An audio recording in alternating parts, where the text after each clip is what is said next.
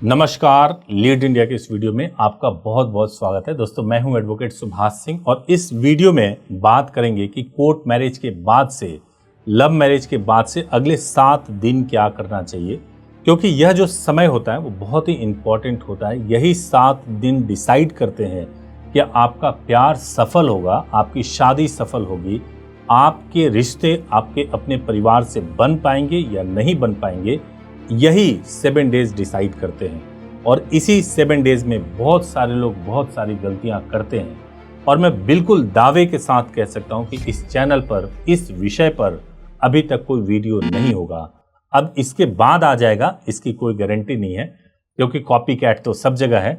लेकिन एनीवेज मैं आपको यह बताना चाहता हूं कि देखिए, जब आप मैरिज करने जाते हैं तो उसके 2 हिस्से होते हैं। कोर्ट मैरिज या लव मैरिज करने जाते हैं तो पहला हिस्सा ये होता है कि आप सही जगह से शादी कर रहे हो या नहीं कर रहे हो, और दूसरा हिस्सा ये होता है कि आपने शादी के बाद से क्या किया।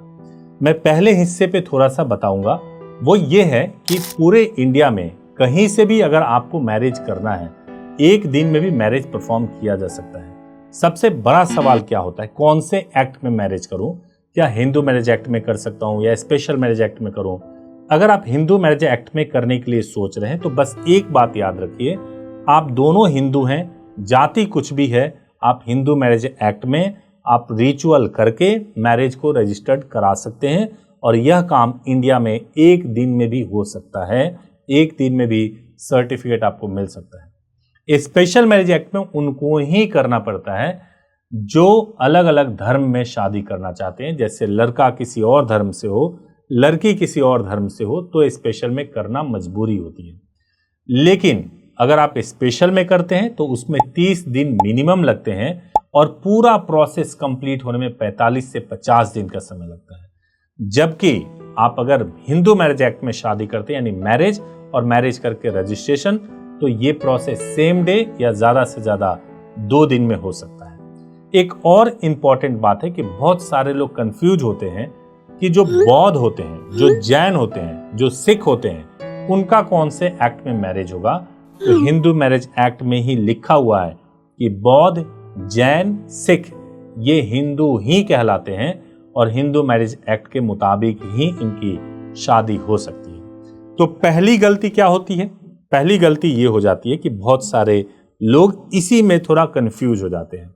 आप घबराए हुए घर से निकले, आपको मैरिज करनी है, मैरिज करने के लिए किसी एडवोकेट के पास पहुंच गए, उन्होंने आपसे अच्छे से बात कर ली और उसके बाद से आपकी रिचुअल्स को परफॉर्म करा दिया।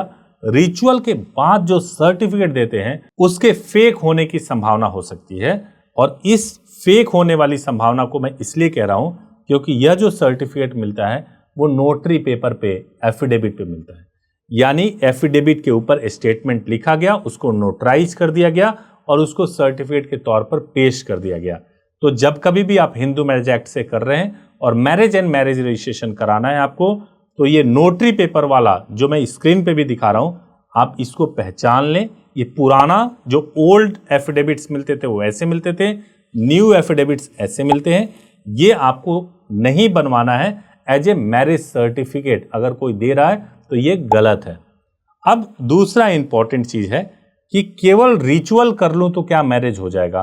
क्या वो जेन्युइन और लीगल होगा? केवल रिचुअल, चाहे आप टेंपल से कर लो या आर्य समाज से कर लो, अगर आप रिचुअल कर भी लेते हो तो मैरिज रजिस्ट्रेशन इसलिए जरूरी होता है क्योंकि लव मैरिज में पेरेंट्स नहीं शामिल होते, गवाह नहीं शामिल होते, घर के लोग नहीं शामिल होते, तो इसलिए उसको रजिस्टर्ड कराना बहुत जरूरी होता है ताकि कोई सवाल खड़ा ना कर सके। अब इसके बाद मान लीजिए आपने सब कुछ सही तरीके से किया हुआ है, अब आपको डर है कि अब मेरे खिलाफ कहीं कोई दिक्कत ना हो जाए।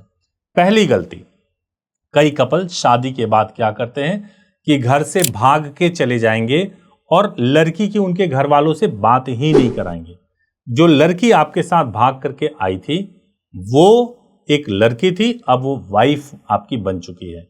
अब उसके लिए सबसे इंपॉर्टेंट ये है कि आप शादी के बाद से सबसे पहले आप लड़की के घर वालों से उनकी बात करवाएं और बात करवा करके यह कंफर्म करें कि आपने शादी कर लिया है और ये आपके सर्टिफिकेट है।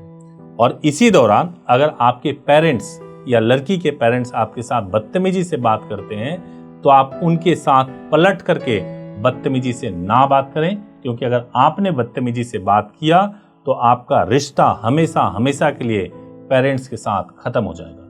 इसलिए आपने शादी किया है, आप अपनी शादी को ही सामने रखिए और फोन पे जरूर बात करें। जो दूसरी सबसे बड़ी गलती होती है वो ये होती है कि अगर आपको कोई धमकी दे रहा है तो उसको रिकॉर्ड ना करना। अगर आपको जान से मारने की या गाली गलौज की धमकी दी जा रही है तो उसको जरूर रिकॉर्ड करवाएं।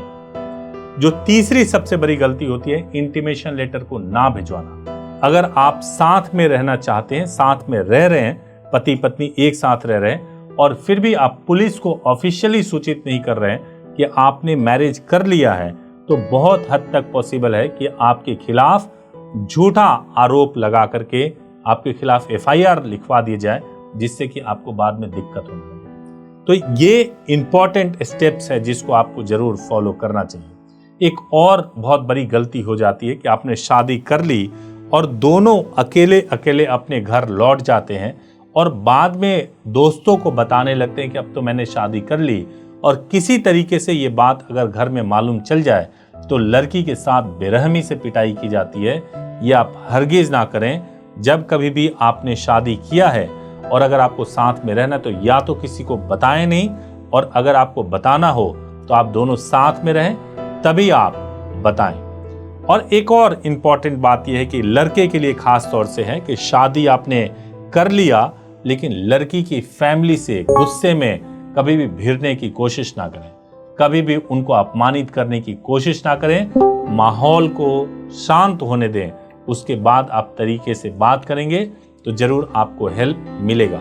एक और इम्पॉर्टेंट चीज होता है कि अगर दबाव में आकर आपको किसी पेपर पे साइन करवाया जा रहा हो तो आप अपने एडवोकेट से जरूर बात कर लें।